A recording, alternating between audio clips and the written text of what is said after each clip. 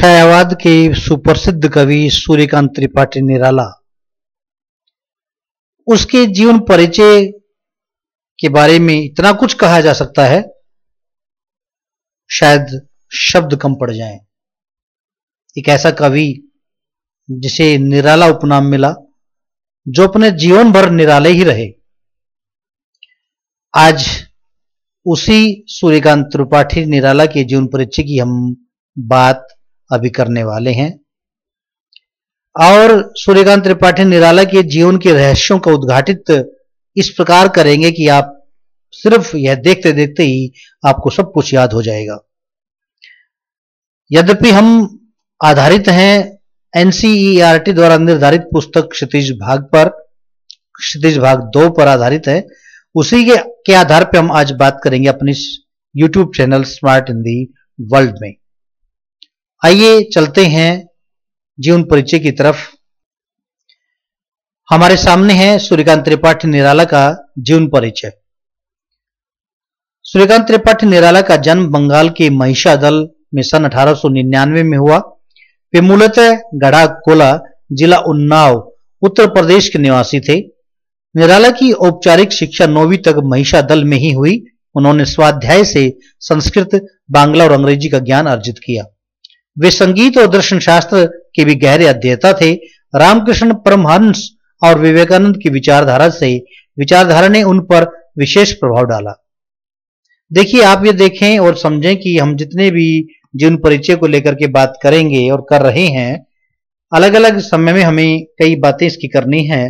अब देखिएगा कि यद्यपि वो ढंग से पूर्ण रूप से शिक्षा 9वीं कक्षा तक महिषादल में पढ़े और स्वाध्याय से उन्होंने संस्कृत, बांग्ला और अंग्रेजी भाषा का ज्ञान अर्जित किया और संगीत शास्त्र का ज्ञान प्राप्त किया, दर्शन शास्त्र का भी ज्ञान उन्होंने प्राप्त किया और रामकृष्ण परमहंस, विवेकानंद की विचारधारा के वह समर्थक रहे हैं। निराला जी का पारिवारिक जीवन दुखों और संघर्षों में भरा था, संघर्षों में व्यतीत हुआ। आत्मीयजनों के असामयिक निधन ने उन्हें भीतर तक तोड़ दिया था। साहित्यिक मोर्चे पर भी उन्होंने अनवरत संघर्ष किया। सन 1961 में उनका देहांत हो गया। सन 1961 में उनका देहांत हो जाता है और उनके जीवन की कुछ रचनाएं हम यहाँ पर थोड़ी सी बात कर लें कृतित्व की लेकर के। अनामिका, परिमल, गीतिका, कुकुरमुत्ता, ये उनकी काव्य रचनाएं और नए पत्ते, ये उनकी काव्य रचनाएं हैं। ऐसा नहीं कि निराला जी ने केवल काव्य रचनाएं लिखी अर्थात काव्य लिखा, कविताएं लिखी, ऐसा नहीं है। उपन्यास, कहानी, आलोचना और निबंध लेखन में भी उनकी ख्याति उसी प्रकार अविस्मरणीय थी। निराला रचनावली के 8 खंडों में उनका संपूर्ण साहित्य प्रकाशित है। हम यहाँ पर उनके कृतित्व को लेकर के बात करना चाहते हैं, जो कि विद्यार्थियों के लिए बड़े उपयुक्त होने वाला है, क्योंकि कई बार अनेक प्रकार की परीक्षाएं जो होती हैं, वो चाहे छोटे लेवल की हो चाहे बड़े लेवल की, यहाँ तक कि यूजीसी नेट, एचटेट, सीटेट, अनेक तरह के जो टेट होते हैं, पेपर होते हैं, कंपटीशन एग्जाम्स होते हैं, उनमें भी इस तरह के प्रश्न पूछे जाते हैं। जैसे इसमें अनेकों प्रश्न बन सकते हैं। यदि हम ऊपर से वापस चलें एक बार कि निराला जी का जन्म कहाँ हुआ, महिषादल, मूल गढ़ाकोला, उत्तर प्रदेश में। कब हुआ? 1899 में। और उन्होंने क्या क्या शिक्षा प्राप्त की, इस पर हम बता सकते हैं। संस्कृत, बांग्ला, अंग्रेजी भाषा की शिक्षा उन्होंने प्राप्त की। मृत्यु कब हुई? 1961 में। कौन कौन सी काव्य रचनाएं थी? अनामिका, परिमल, गीतिका, कुकुरमुत्त और नए पत्ते। कुकुरमुत्त और नए पत्ते। इसके अलावा इसके अतिरिक्त भी कुछ और रचनाएं हैं जिनके कृतित्व की हम बात कर लेंगे यहाँ पर। जैसे हम पहले लेते हैं काव्य संग्रह को। काव्य संग्रह में हम कुछ रचनाओं की बात कर चुके, कुछ और बताना चाहेंगे यहाँ पर। फिर से देख लेते हैं। अनामिका, परिमल, गीतिका, कुकुरमुत्ता, तुलसीदास, बेला, अणिमा, अपरा, नए पत्ते आदि। इनके अतिरिक्त भी और रचनाएं हैं, लेकिन यहां भी आदि की बात हम कर रहे हैं। उपन्यास की बात हम करें, अलका, निरुपमा, अप्सरा, प्रभावती। कहानी संग्रह की यदि बात करें तो कहानी संग्रह में सुकूल की बीवी, लीली, चतुरी चमार।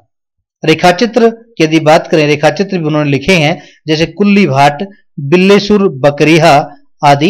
निबंध संग्रह भी उन्होंने लिखे हैं और निबंध संग्रह में कुछ नाम हम यहाँ जरूर लेना चाहेंगे बताने के लिए आपको। प्रबंध प्रतिभा, प्रबंध परिचय और प्रबंध पद्य।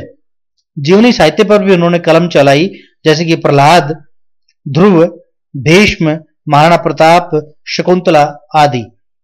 इसके अतिरिक्त उन्होंने अनुवाद भी किया और रामचरितमानस का खड़ी बोली में उन्होंने अनुवाद किया।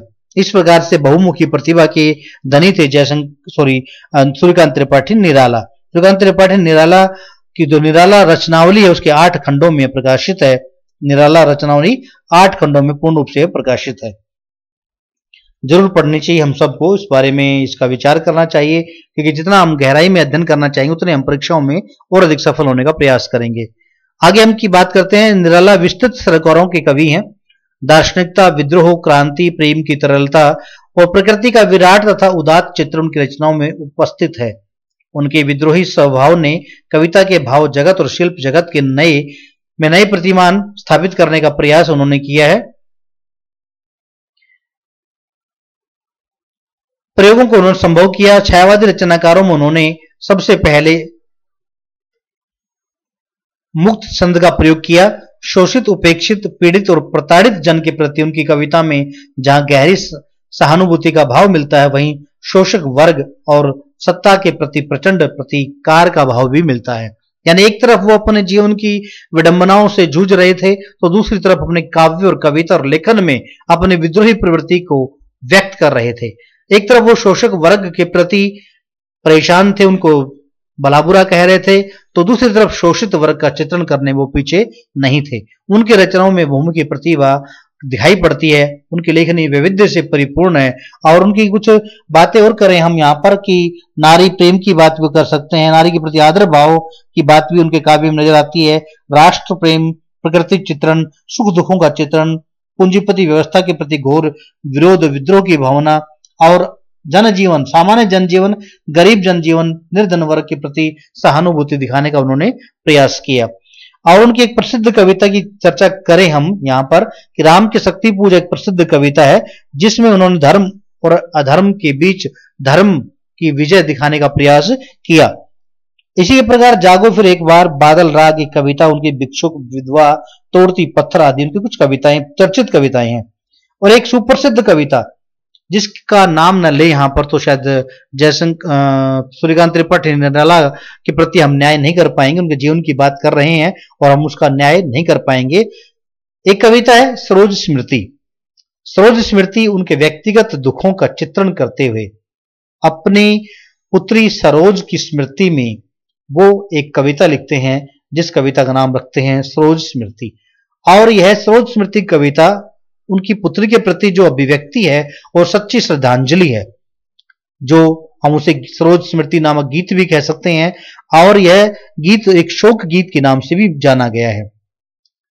इसके जो कथा साहित्य में नारी मूलक और नारी के प्रति आदर भाव की अभिव्यक्ति वो करते हैं और अपनी पुत्री सरोज को स्मरण करते हुए वो अपने जीवन की विडंबना को व्यक्त करते हैं।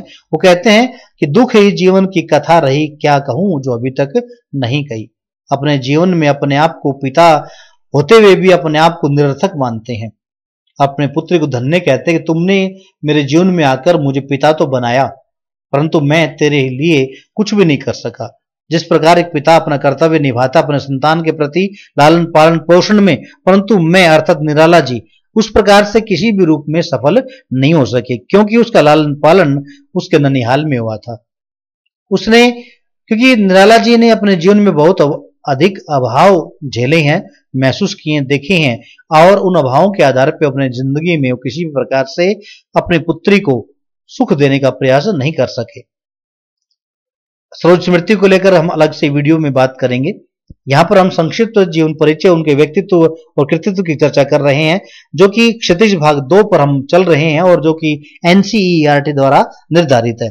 इसलिए हम अपने इसी वीडियो में कुछ बातें और कर लेते हैं उनके आधार पर, जो कि हम उत्साह नामक कविता का अध्ययन करने वाले हैं, जो कि हमारे क्षितिज भाग 2 में संकलित है।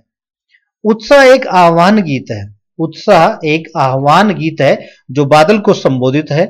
बादल निराला का प्रिय विषय है। निराला जी बादलों पर बहुत अधिक कुछ कहते हैं, लिखते हैं। कविता में बादल एक तरफ पीड़ित प्यासे जन की आकांक्षा को पूरा करने वाला है, तो दूसरी तरफ वही बादल नई कल्पना और नए अंकुर के लिए विध्वंस, विप्लव और क्रांति चेतना को संभव करने वाला भी है। कवि जीवन को व्यापक और समग्र दृष्टि से देखना चाहता और देखता है। कविता में ललित कल्पना और क्रांति चेतना दोनों है। सामाजिक क्रांति या बदलाव में साहित्य की भूमिका महत्वपूर्ण होती है, निराला इसे नवजीवन और नूतन कविता के संदर्भों में देखते हैं। हम यहाँ पर बताने का प्रयास कर रहे हैं कि निराला जी जो कविता उत्साह कविता है, जो कि एक आह्वान गीत के रूप में चर्चित रहा है, और उसमें वो बादल को संबोधित करके अपनी बात कहते हैं, जो एक तरफ किसानों के मन में एक तरह से कुछ उत्साह उत्पन्न करते हैं, तो दूसरी तरफ है क्रांति की चेतना उसके माध्यम से अभिव्यक्त करने का प्रयास करते हैं। ऐसा लगता है कि निराला जी को बादल एक नई चेतना, नव जीवन का संचार करने वाला प्रतीत होते हैं। इसी प्रकार एक उनकी दूसरी कविता जो हमारे पाठ्यक्रम में है, अट नहीं रही है। कविता फागुन की मादकता को प्रकट करती है। कवि फागुन की सर्वव्यापक सुंदरता को अनेक संदर्भों में देखता है। जब मन प्रसन्न हो तो हर तरफ फागुन का ही सौंदर्य उल्लास दिखाई पड़ता है। सुंदर शब्दों के चयन एवं लय ने कविता को भी फागुन की तरह सुंदर एवं ललित बना दिया है। इस प्रकार से हम अगली वीडियो में अपनी उत्साह और अट नहीं रही है, अलग अलग से हम इसकी वीडियो बनाने वाले हैं। आप सभी जरूर देखें और उत्साह कविता में जिस प्रकार से वो बादल के माध्यम से अपनी अभिव्यक्ति देंगे, अट नहीं रही है, उसी प्रकार वो अपने जीवन की जो सुख वो समाप्त नहीं हो पा रहे हैं, समा नहीं पा रहे हैं वसंत ऋतु में, फागुन मास के अंदर, उन सब चित्रण वो करने वाले हैं। इस तरीके से आप लगातार निरंतर मेरी वीडियो को देखते रहें, जिससे कि आपको पूर्ण रूप से विषय की जानकारी होती रहे और आप निरंतर मेरी वीडियो को देखें। धन्यवाद।